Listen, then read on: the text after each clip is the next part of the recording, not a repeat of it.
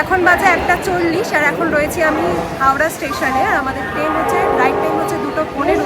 তো ট্রেনের অ্যানাউন্সমেন্ট হয়ে গেছে, তো এখন আমরা বেরিয়ে পড়বো ট্রেনের জন্য।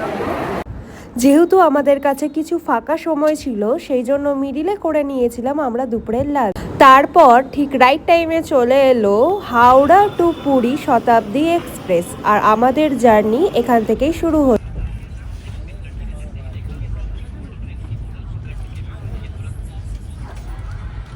তো বলো, তোমার এক্সাইটমেন্ট কেমন লাগছে? এটা যদিও আমাদের এটা থার্ড টাইম হচ্ছে।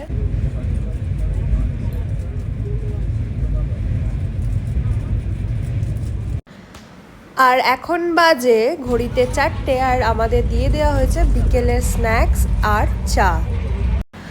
আর ঠিক রাত্রি 8:15 তো দিয়ে দেওয়া হয় আমাদের লাঞ্চ। তো এখন বাজে রাত্রি 9:36 আর আমাদের ট্রেন টাইমের আগেই পৌঁছে গেছে। হ্যাঁ, শতাব্দী এক্সপ্রেস টাইমের আগেই পৌঁছে গেছে। এখন রয়েছি বর্তমানে পুরী স্টেশনে। এবার আমরা রওনা দেব হোটেলের উদ্দেশ্যে। চলো পরের পার্টটা দেখবে, আর অবশ্যই যেন লাইক, শেয়ার, সাবস্ক্রাইব আর কমেন্ট করতে যেন ভুলো না। সঙ্গে যেদিন আমরা পুরী ভিজিট করি সেদিন কিন্তু ছিল গণেশ পুজো, তাই আমাদের অটো পেতে কোনো রকম অসুবিধে হয়নি, আর ভাড়াটাও রিজনেবল ছিল, তাই আমরা আরামসেই স্টেশন থেকে হোটেল পৌঁছে যাই। তো এটা হচ্ছে আমাদের হোটেল নীলাচল। এটা একদম সমুদ্রের সামনেই। আর আমরা যেহেতু 4 জন ছিলাম, তাই আমরা নিয়েছিলাম 2টো রুম, আর 2টো রুমই ছিল সি সাইড বা সি ফেসিং রুম।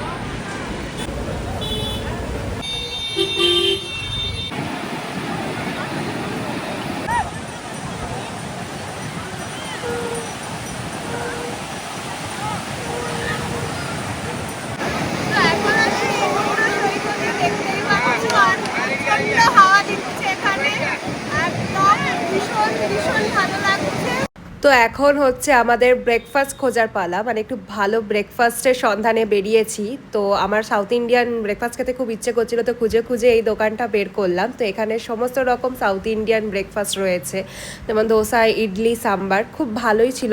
এখন আমরা বেরিয়ে পড়েছি হচ্ছে নীলাদ্রি বিচের দিকে, যেটা পুরীতে অবস্থিত। বীচটি একদমই অন্যরকম, নতুনত্ব, ডেকোরেশনটাও অন্যরকম। চলো সেখানেই যাই। আজকে আমাদের ফার্স্ট ডে, সেহেতু আজকে আমাদের দিনটা নীলাদ্রি বিচ থেকে শুরু হচ্ছে। এখন আপাতত আমরা হোটেল থেকে বেরিয়েই পড়েছি। চলো, পুরো একটা অটো বুক করেছি, আর আমাদের ভাড়া নিয়েছে ফুল 100 টাকা। এখান থেকে আমরা যেখানে রয়েছি আমাদের হোটেল থেকে নীলাদ্রি বিচ হচ্ছে 1 কিলোমিটার, মানে স্বর্গদ্বারে পয়েন্ট থেকে। তো এটা হচ্ছে নীলাদ্রি বিচ। নীলাদ্রি বিচকে তুমি এখন পুরীর হিডেন প্লেস বলতেই পারো, কারণ এটা মনে হয় না যে খুব বেশি বছর হয়েছে, কারণ আগে কখনো আসিনি, ফার্স্ট টাইম একটা দেখলাম। আর আমি এটা কিন্তু ইনস্টাগ্রামের থ্রোতে, মানে খুব ভাইরাল ছিল, সেই থ্রোতেই কিন্তু খুঁজে পেয়েছি জায়গাটা।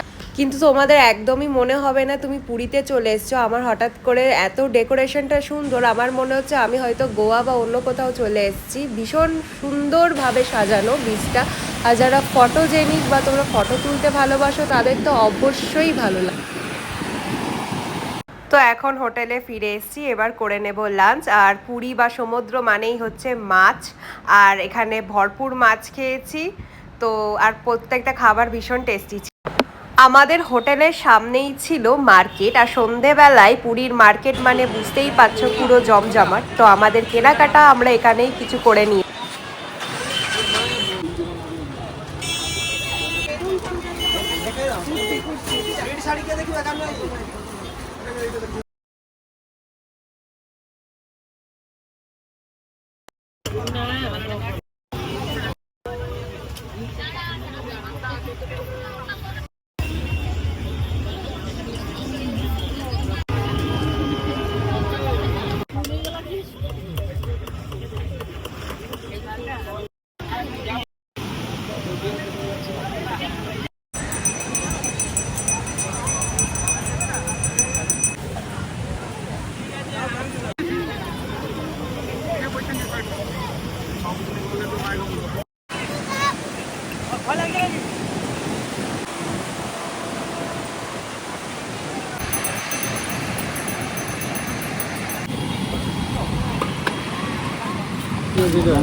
মদন মোহন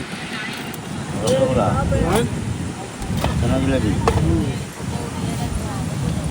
ছানা পোড়া, আর আছে ফিরমন। দেখি ফিরমন।